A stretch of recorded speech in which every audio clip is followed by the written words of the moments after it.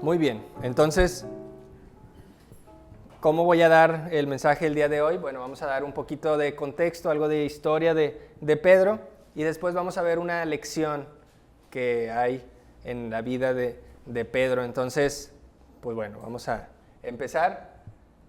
Esta diapositiva, medio la pirateé de la semana pasada con Juan.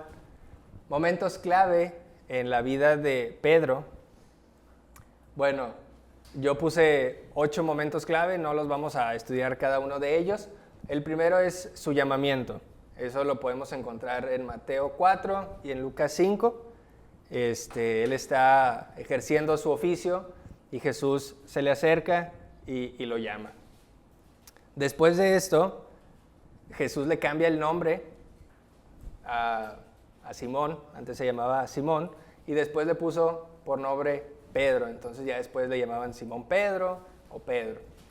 Después tenemos una confesión que hace diciendo que Jesús es el Hijo de Dios.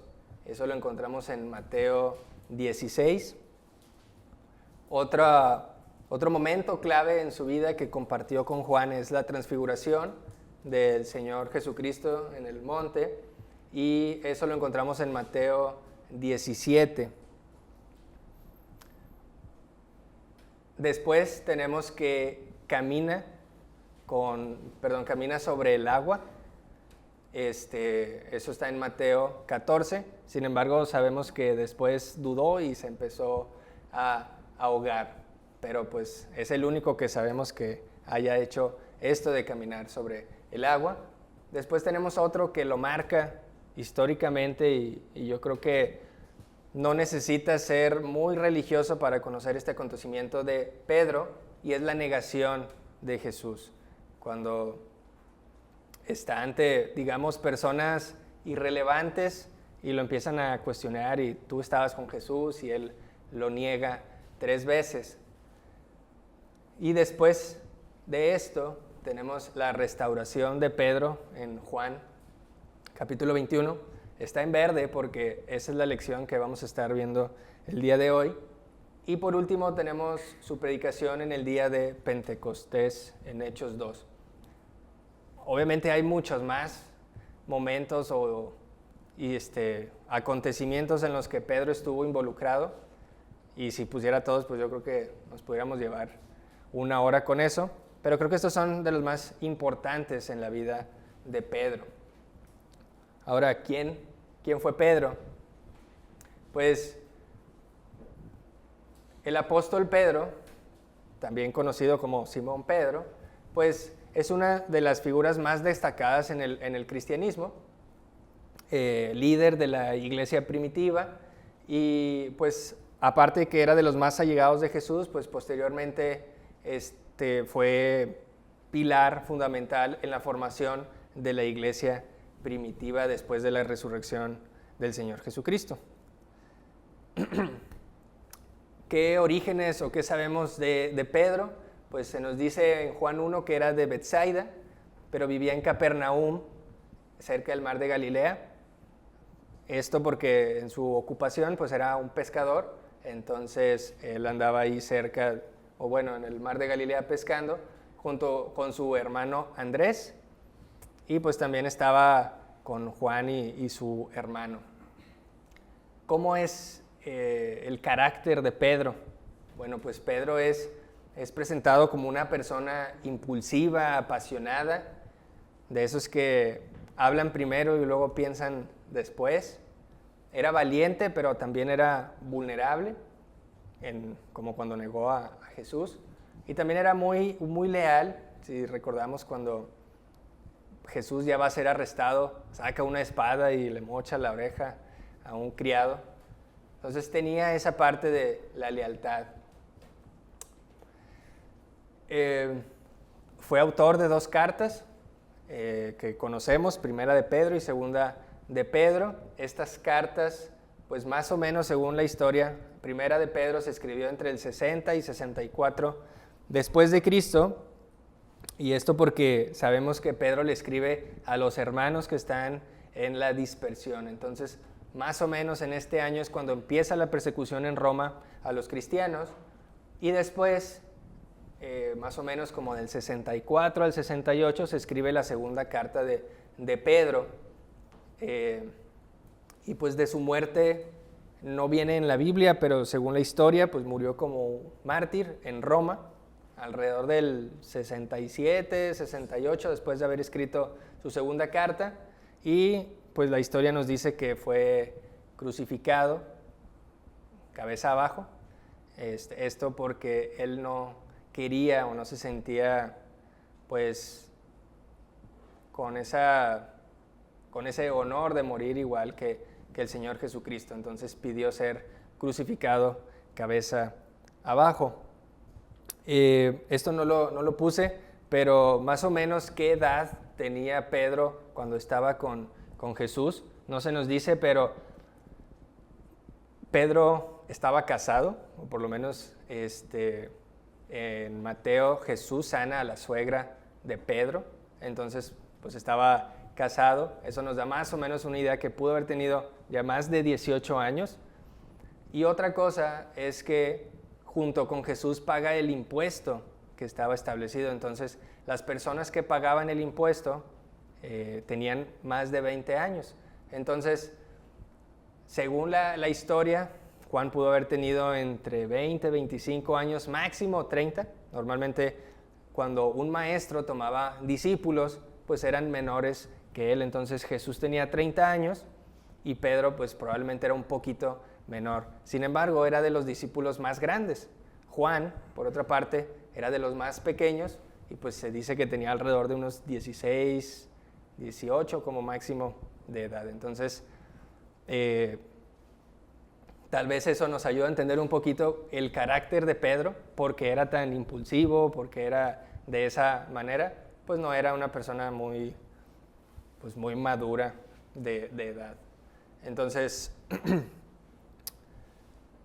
ahora sí, teniendo en mente esto, quisiera que pasáramos a la lección que quiero que veamos el día de hoy, y está en Juan capítulo 21.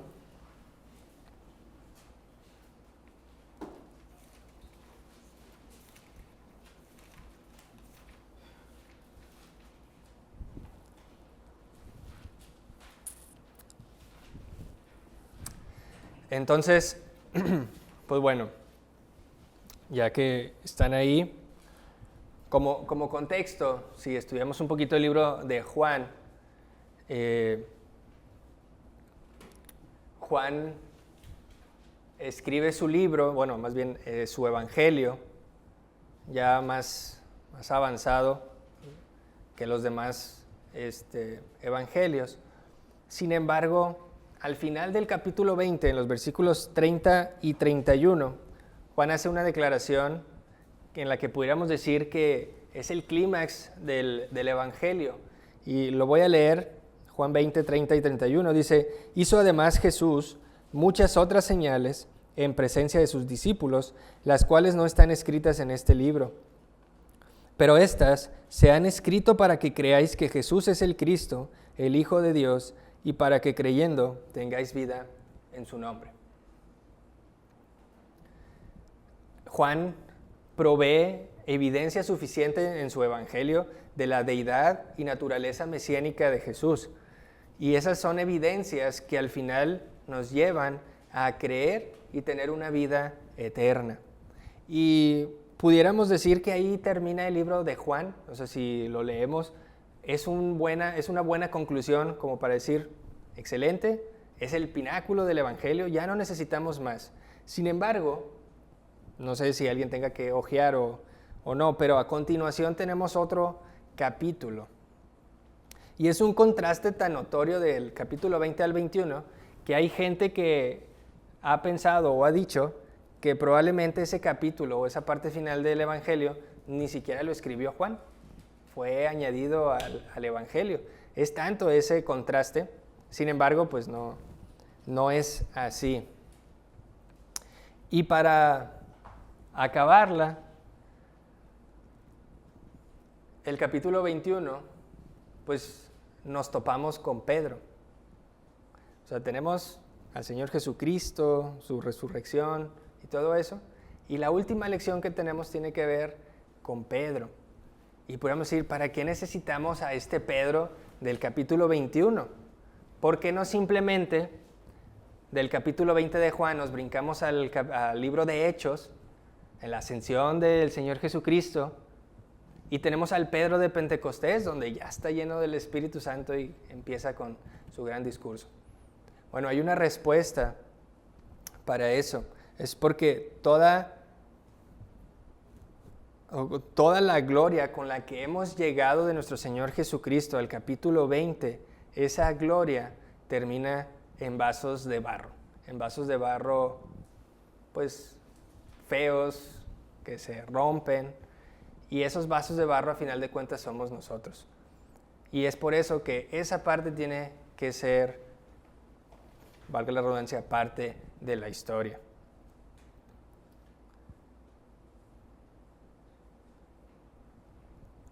Bien sabemos que Pedro hizo las suficientes cosas como para haber perdido su cargo de apóstol. A veces hablaba en nombre del diablo. Jesús le dice, no estás hablando tú, sino Satanás, al momento que dice, no mueras.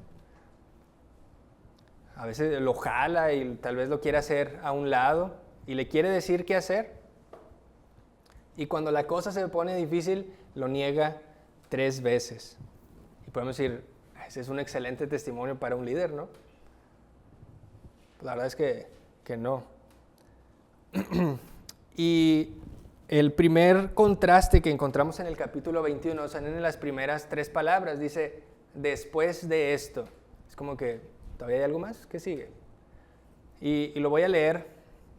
El capítulo 21 dice, después de esto, Jesús se manifestó otra vez a sus discípulos junto al mar de Tiberias, y se manifestó de esta manera. Estaban juntos Simón Pedro, Tomás llamado el Dídimo, Natanael el de Caná de Galilea, los hijos de Zebedeo, y otros 2 de sus discípulos. Entonces, tenemos aquí toda la comitiva de pescadores que un día Jesús llamó, ¿sí? Todos estos que se dedicaban a la pesca fueron llamados, y después de que Jesús muere y es resucitado y pues como que no saben qué hacer, pues dicen vamos a pescar.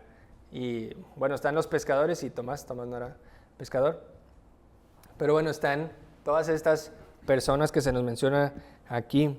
Después versículo 3 dice, Simón Pedro les dijo, voy a pescar. Ellos le dijeron, vamos nosotros también contigo.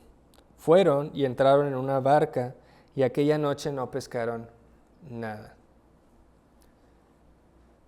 Y pudiéramos pensar, bueno, pues todo hombre necesita una actividad recreativa para despejarse, están ahí entre amigos, en una barca, echando la pesca, y pues era algo que sabían hacer. Sin embargo, no es así. Jesús antes de su muerte les había dicho, esperen en un monte y yo voy a ir a ustedes y les voy a dar instrucciones, y pues al regresar les iba a dar su comisión. Y después de esto sabrían qué sucedería.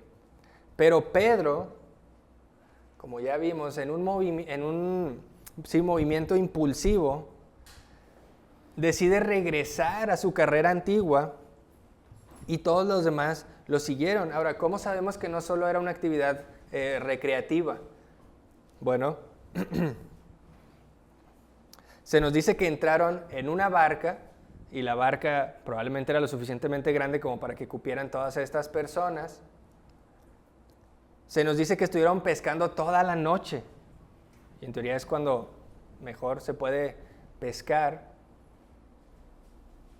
Y aparte llevaban redes. ¿Quién pesca recreativamente con redes? Además, en el versículo 7, se nos dice que Pedro se había despojado de su ropa. Entonces normalmente eso lo hacían para trabajar. Y además dice que estaban a una distancia como de 200 codos, que son como 90 metros. Entonces ya 90 metros hacia el mar, pues ya hay una profundidad grande, suficiente para poder pescar. Entonces, con esta información podemos deducir que habían vuelto a su trabajo anterior. No era una actividad recreativa. Entonces, ¿por qué Pedro regresa a su antigua carrera, a su antiguo oficio? ¿No había visto ya al Cristo resucitado? ¿No había visto suficiente los milagros que había hecho Cristo? Sí, ya lo había visto resucitado. Sin embargo, la respuesta es sencilla. Pedro no tiene confianza en sí mismo para seguir en el ministerio. Pedro era un fracaso comprobado. Un minuto, en un momento podía estar sirviendo al Señor y al siguiente minuto podía estar sirviendo al diablo. Entonces él, pensando todo esto y teniendo en mente, no se sentía con la confianza de estar en el ministerio. Tal vez Pedro sobreestimó su sabiduría, se jactó en su fortaleza, en su carácter, sin embargo subestimó el poder de la tentación. Y en este punto de la historia no sabemos si Pedro es diferente a Judas. O sea, podríamos decir, son casi iguales. ¿Sí? En el concepto de tener una ineptitud tan grande. Pero la falta de confianza en sí mismo es lo que no lo hace poder continuar en el ministerio, pero sí podía regresar a la pesca. Era algo que sí sabía hacer. En los siguientes versículos, voy a leer rápido del versículo 4 al 14, solo para tener contexto al momento de entrar al versículo 15. Dice: cuando ya iba amaneciendo, se presentó Jesús en la playa, mas los discípulos no sabían que era Jesús. Y les dijo: hijitos, ¿tenéis algo de comer? Le respondieron: no. Él les dijo: echad la red a la derecha de la barca y hallaréis. Esto ya había pasado en Lucas 5. Habían estado pescando toda la noche y Jesús les dice: echen la red del otro lado. Y les dice: Señor, llevamos toda la noche pescando y tú nos dices que del otro lado va a haber, pero bueno, en tu nombre lo vamos a hacer. Aquí no lo cuestionan y simplemente al escuchar la autoridad de la voz lo hacen. Y aquí Jesús les quiere enseñar algo. Es como: ustedes ya no pueden pescar, yo soy el que controla los peces. Entonces dice el versículo 6, entonces la echaron y no la podían sacar por la gran cantidad de peces. Entonces aquel discípulo a quien Jesús amaba, o sea Juan, dijo a Pedro: es el Señor, Simón Pedro. Cuando oyó que era el Señor, se ciñó la ropa, porque se había despojado de ella, porque estaba trabajando, y se echó al mar, y los otros discípulos vinieron con la barca arrastrando la red de peces, pues no distaban de tierra sino como 200 codos. Y encontramos otra actitud muy, muy de Pedro.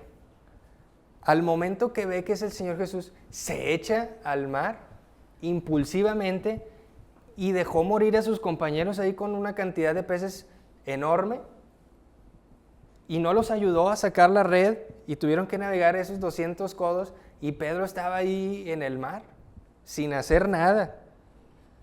Y eso es una actitud muy impulsiva del carácter de Pedro. Y luego dice, versículo 9, al descender a tierra, vieron brasas puestas y un pez encima de ellas y pan.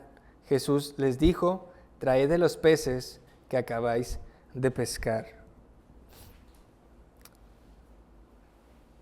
Vemos que en el versículo 5 Jesús les dice: ¿tienen pez? han pescado algo y tal vez como pescador pudiera ser algo irritante decir, oye, pues eres pescador, ya deberías traer algo, ¿no? Y simplemente le dicen, no. Entonces, obviamente Jesús sabía que no habían pescado nada. Ahora, ¿ustedes saben de qué manera hace el desayuno Jesús? Pues nomás dice desayuno y ya, no necesita más. Jesús no había pescado y dice que cuando llegan ya tenía brasas puestas y tenía un pez encima de ellas. Entonces les dice, tráiganse lo que acaban de pescar. Dice, subió Simón Pedro y sacó la red a tierra llena de grandes peces, 153. Este es, en el libro de Juan, el último milagro registrado y hay evidencia ocular de que esto pasa, porque nos dicen que la red no se rompió y cuántos peces había. Dice, y aun siendo tantos, la red no se rompió. Versículo 12, les dijo Jesús, venid, comed. Y ninguno de los discípulos se atrevía a preguntarle, ¿tú quién eres?, sabiendo que era el Señor. Vino pues Jesús y tomó el pan y les dio, y asimismo del pescado. Esta era ya la tercera vez que Jesús se manifestaba a sus discípulos después de haber resucitado de los muertos. Ahora, imagínense, no le di a la diapositiva, pero aquí termina el versículo 14. Imagínense, digamos, del versículo 12 al 14, esa conversación entre los discípulos y Jesús, donde ya están en un momento un poco más íntimo, no hay tantas personas, solo están ellos, y decir, bueno, pues una disculpa, Señor, es que cuando se vino la persecución ahí, cuando vinieron por ti, pues salimos corriendo, y pues el único que se quedó ahí en la cruz pues, fue Juan, pero pues imagínense, ¿qué le decían a Jesús? Tal vez era un momento de tensión, un momento complicado. Pero aquí podemos aprender una breve lección. Jesús ya los había llamado para ser pescadores ¿de qué? De hombres. Y ellos se habían vuelto a ser pescadores de peces. Y Jesús les dice, yo tengo el control de todo. Hagan a lo que fueron llamados, ya no a pescar peces. Entonces, lo siguiente, en el versículo 15, el Señor Jesús hace algo maravilloso, hace algo que entendemos por qué Jesús es como un pastor. Les decía, probablemente después de tener esta conversación más intensa e incómoda y haberle explicado por qué tenían miedo, qué fue lo que sintieron, Jesús procede a restaurar a Pedro. Y pudiéramos haber pensado, o bien pudo haber Jesús, al haber visto a esos 12 discípulos, que uno lo traicionó, todos salieron corriendo, pues haber dicho, no, este grupo no me va a servir, fácilmente puedo conseguir otro grupo. Pero no es así, el Señor prefiere restaurar a este grupo que había estado con Él, porque a final de cuentas este grupo es lo único que tiene para trabajar. Como les había dicho, es un grupo de vasos de barro con labios inmundos. Y eso tal vez nos recuerda un poquito a Isaías, en Isaías 6, cuando está en la visión. Entonces, podemos encontrar la siguiente pregunta aquí. ¿Cómo es que Jesús discipula a un discípulo? ¿Cómo es que Jesús pastorea a una oveja que se desvió?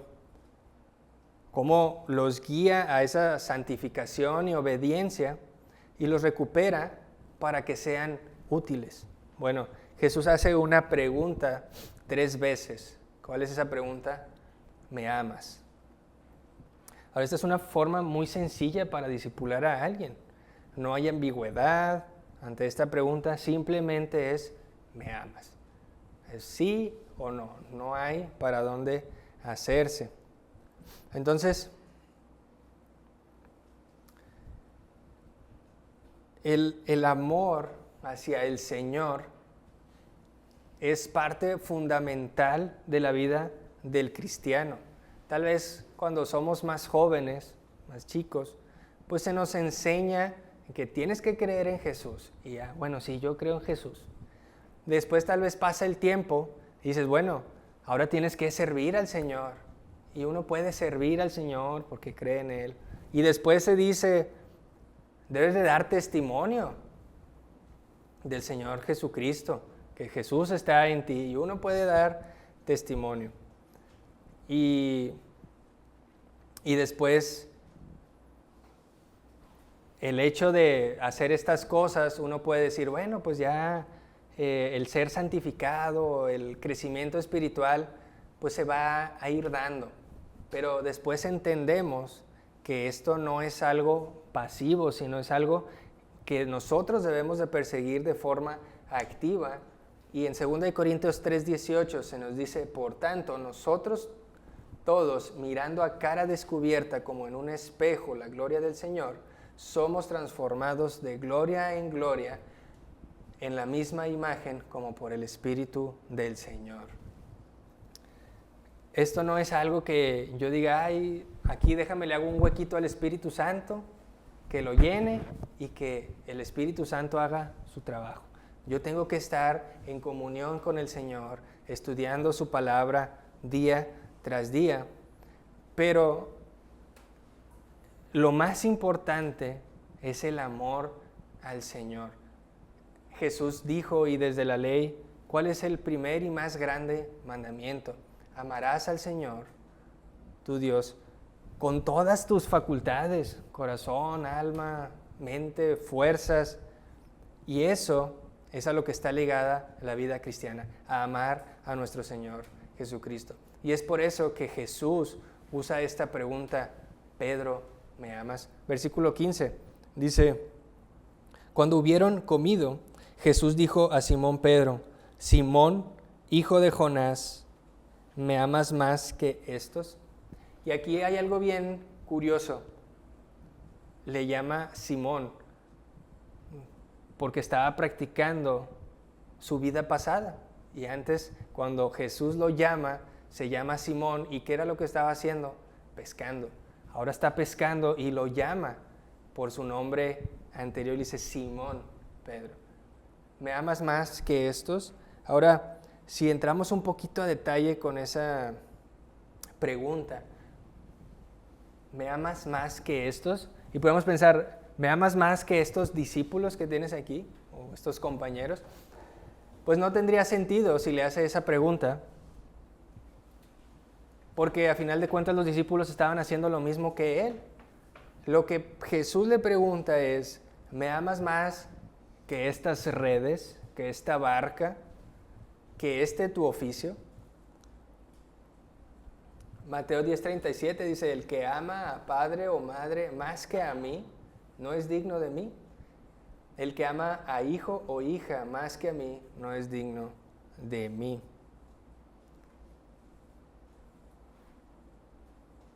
Jesús anteriormente les había dicho que el que quisiera ir en pos de él, niéguese a sí mismo. Entonces, tienes que dejarlo todo. Y es a lo que se refiere Jesús aquí con esta pregunta. ¿Me amas más que estas cosas con las que pescas? Tienes que negarte a ti mismo. ¿Me amas más? Entonces, Pedro tal vez se pone triste y le dice, sí, Señor, tú sabes que te amo. Mismo versículo 15 le responde. Sin embargo, Pedro cambia la palabra con la que le responde. Jesús al momento que le dice, ¿me amas? Él está utilizando la palabra ágape o agapeo, que es el amor más supremo que hay. Es el amor con el que Dios nos ama. Sin embargo, Pedro cambia a Fileos y es como si le respondiera: sí, Señor, tú sabes que me caes bien, tú sabes que te tengo cariño. ¿Por qué hace esto Pedro? ¿Por qué no le responde de la misma manera? O sea, imagínense que alguien le dice, ya estando aquí: oye, ¿me amas? Sí, me caes bien. Pues eso yo no te pregunté. Y eso es lo que hace Pedro. Sin embargo, es muy sencillo. Pedro había sido expuesto. Pedro se sentía culpable de lo que había hecho. Y tal vez hubiera sido un poquito necio o sinvergüenza el decir: claro, Señor, tú sabes que te amo, así al nivel más elevado, después de haberlo negado. No hubiera sido congruente. Entonces, Pedro no se atrevió a hacer esto. Sin embargo, Pedro hace algo que no muchos hacemos, que es apelar a la omnisciencia de Dios, al decir: tú sabes, Señor, que te tengo un afecto profundo. Y este es un momento de bendición para la vida de Pedro, porque así pasa en nuestras vidas. ¿Y cuál es esa bendición? La bendición es que el Señor conoce todas las cosas que yo desesperadamente quiero que Él conozca de mí, aunque no parezcan obvias. Él sabe que lo amamos de manera genuina. No lo amo como debería. Mi amor tal vez no es todo lo que debería de ser, pero a final de cuentas es un amor real. Y eso es lo que Pedro está diciendo. Y por eso es que apela a la omnisciencia de Jesús, de Dios. Y sorprendentemente, después de esto, Jesús le dice: apacienta mis corderos. Esa es la orden del Señor, dándole a entender que había sido ya aceptado para el trabajo. Y podríamos decir: ¿es en serio? Después de todas las cosas ridículas que había hecho Pedro, ¿está apto para el trabajo?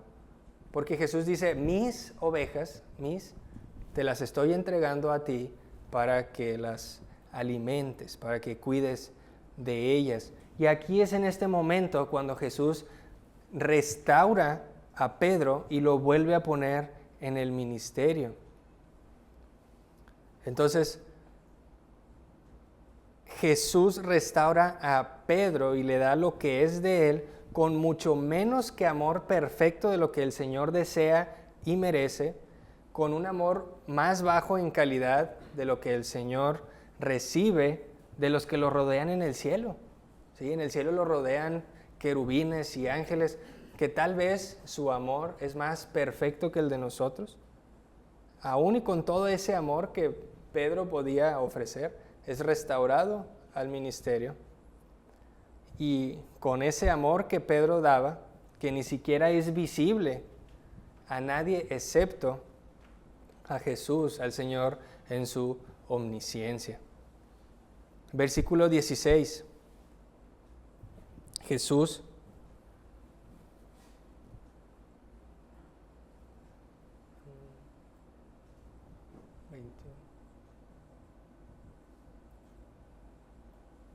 Versículo 16. Jesús le vuelve a preguntar. Volvió a decirle la segunda vez: Simón, hijo de Jonás, ¿me amas? Pedro le respondió: sí, Señor, tú sabes que te amo. Le dijo: pastorea mis ovejas. Le dijo la tercera vez: Simón, hijo de Jonás, ¿me amas? Pedro se entristeció de que le dijese la tercera vez: ¿me amas? Aquí el punto interesante de la tercera pregunta, se nos dice que Pedro se entristeció, pero no se entristece por la tercera pregunta o porque le pregunta la tercera vez. En realidad, para que Pedro fuera restaurado completamente, necesitaba que se le preguntara 3 veces si amaba a Jesús. La razón por la que Pedro se pone triste es porque Jesús en la tercera pregunta rebaja el lenguaje al nivel de Pedro. Aquí ya no le está preguntando, ¿me amas?, en el sentido de agapeo, de ágape, sino que le está preguntando, ¿es verdad que ese cariño que tú me tienes es verdadero? Y ahí es cuando ya Pedro se siente triste porque ya se le está cuestionando ese amor que él sentía que él podía dar, pues ya Jesús lo ponía en duda. Y es por eso que se siente triste Pedro.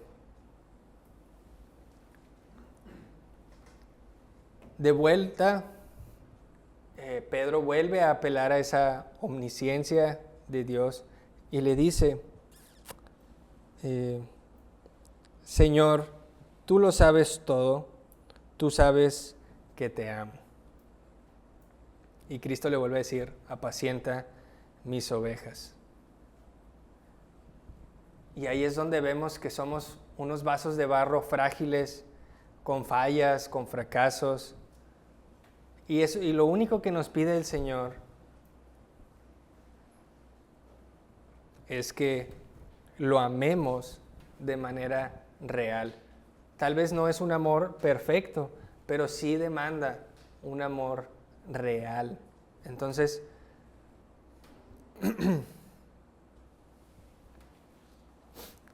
a continuación, en el versículo 18, Jesús le dice a Pedro, ya después de haberlo cuestionado 3 veces y tal vez haber puesto en duda el amor o el cariño que tenía Pedro hacia con Jesús, le dice, muy bien, bueno, ese amor viene con un precio. Versículo 18 dice, de cierto te digo, cuando eras más joven te ceñías e ibas a donde querías, mas cuando ya seas viejo, extenderás tus manos y te ceñirá otro y te llevará a donde no quieras. Aquí Jesús le está diciendo a Pedro de qué manera iba a morir. Está diciendo que más adelante, cuando sea viejo, extenderá sus manos y lo llevarían a donde él no quería, a donde no quieras. Y sabemos que Pedro murió crucificado. Y al final, en el versículo 19, pues se nos dice, esto dijo dándole a entender con qué muerte había de glorificar a Dios.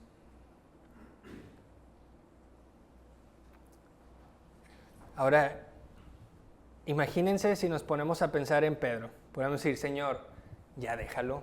Pero le preguntas 3 veces, le llamas por su nombre antiguo, le estás diciendo de qué manera va a morir. Imagínense uno estar pensando en esa muerte.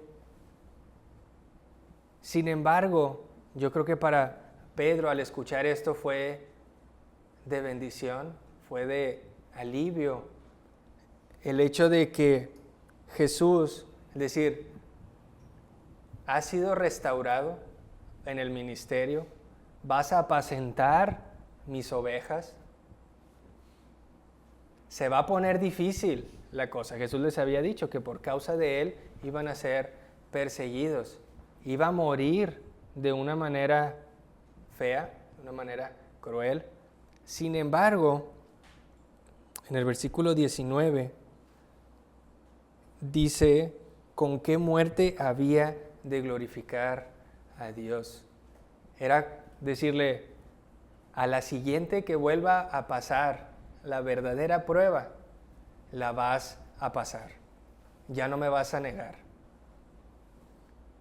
Imagínense para Pedro de escuchar eso, es como que voy a salir victorioso cuando la hora en que me toque morir, yo vaya y dé gloria a Dios. Y esto para Pedro pudo haber sido de bendición, más que al estar escuchando y que lo estuvieran ahí pues regañando. Y aquí vemos una ilustración de lo que Jesús había dicho en Lucas 9:23. Dice, si alguno quiere venir en pos de mí, niéguese a sí mismo. Ya le había dicho a Pedro, deja todo esto, niégate a ti mismo, toma tu cruz cada día. Y al final del versículo 19 le dice, dicho esto, añadió, sígueme. Y el versículo termina, y sígueme. Niégate a ti mismo, toma tu cruz cada día y sígueme.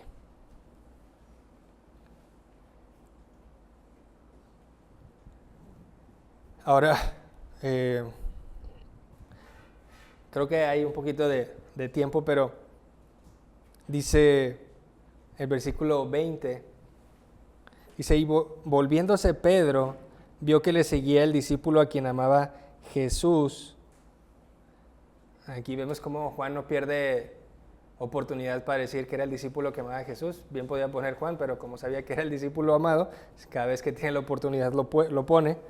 Dice, le seguía el discípulo a quien amaba a Jesús, el mismo que en la cena se había recostado al lado de él y le había dicho, Señor, ¿quién es el que te ha de entregar? Cuando Pedro le vio, dijo a Jesús, Señor, ¿y qué de este? Ahora imagínense, lo están regañando, le están diciendo, sígueme. No había dado ni un paso. Y se voltea y ve a Juan y le dice, bueno, ¿y qué de él? O sea, me acabas de decir cómo voy a morir yo. ¿Y qué de él? O sea, es como decir, ¿es en serio, Pedro? ¿Nomás no entiendes? Y aquí vemos algo, podemos decir, gracioso. El Señor Jesús normalmente no decía nada con gracia, pero aquí recurre tal vez a la desesperación de Pedro y recurre al sarcasmo y le dice, si quiero que él quede hasta que yo venga, ¿a ti qué? ¿Y qué le dice? Sígueme tú. O sea, ahí vemos a Pedro, nomás no entiende, cabeza dura.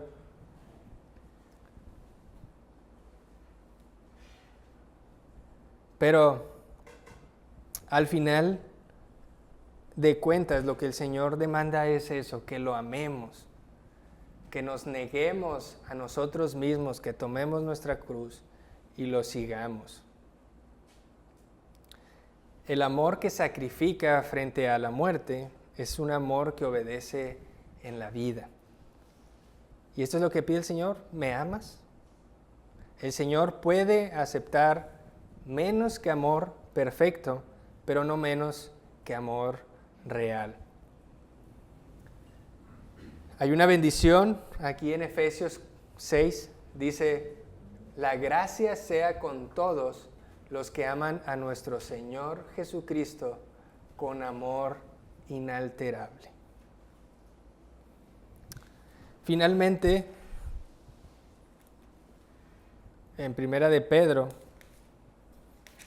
ya para concluir, pero finalmente vemos que Pedro aprende la lección. Pedro en los primeros 3 versículos nos va a hablar como un pastor fiel. Dice 1 de Pedro 5:1, ruego a los ancianos que están entre vosotros, yo anciano también con ellos, y testigo de los padecimientos de Cristo, que soy también participante de la gloria que será revelada. Apacentad la grey de Dios que está entre vosotros, cuidando de ella, no por fuerza, sino voluntariamente, no por ganancia deshonesta, sino con ánimo pronto, no como teniendo señorío sobre los que están a vuestro cuidado, sino siendo ejemplos de la grey. Y al final de cuentas, Pedro ya está pasando la batuta. Entendió lo que era ser un pastor. Esas ovejas, esos corderos que Dios le había entregado en Juan, Pedro supo hacer su trabajo.